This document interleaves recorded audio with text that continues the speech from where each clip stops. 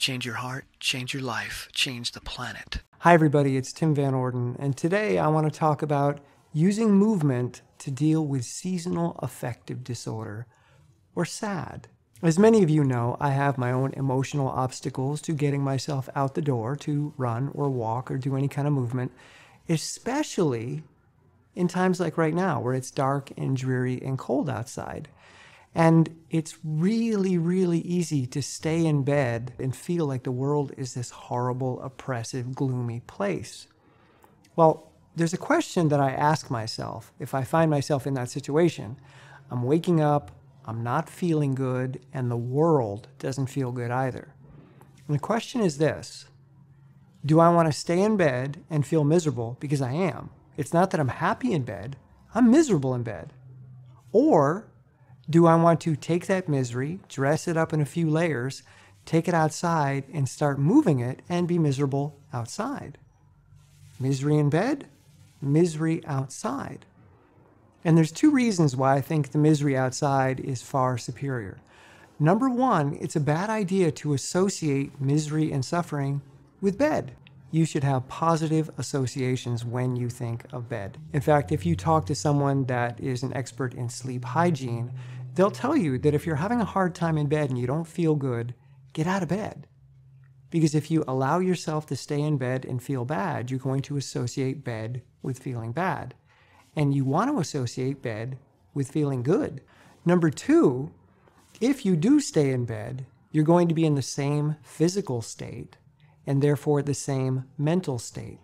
Because the chemistry that's controlling your brain at that time and the thoughts that are dominating, they're not going to change because your body isn't changing. So there's no reason for your thinking to change. But if you get outside and you move your body, you change your physiology, you change your biochemistry. And this in turn causes a shift in which parts of your brain are dominant. When you're inactive and just chewing over the same thoughts again and again and again, this is called rumination. And it's the job of a network in the brain called the default mode network to do just that, to make you go over the same things again and again and again and try to find solutions and try to get you to learn new behaviors based on the things that it's not happy about. Its job is to look for errors and then to rub your nose in them. That's rumination. And this is really, really useful in a world that's actually dangerous. But if you're lying in bed, you're not in a world that's actually dangerous, at least not in that situation. But when you move your body and give yourself a physical task and a destination or a direction, the default mode network turns off and rumination stops. It doesn't happen immediately. It usually takes me 20 to 30 minutes of movement, whether walking or running, but it always works.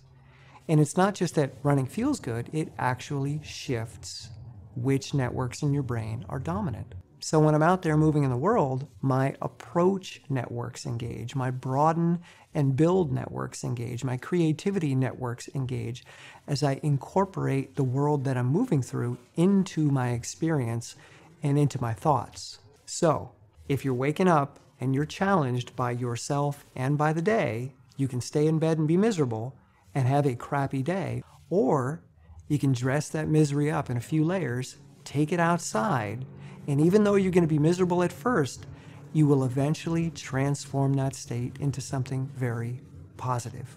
It hasn't failed me yet. So if you give that a try, let me know in the comments below how it worked for you. If you like this video, give it a thumbs up. If you like my channel, subscribe. And if you really like my channel, head on over to Patreon. $1 or $2 a month helps me create more content like this, and I greatly appreciate it. Thank you so much, and I'll see you soon. Peace.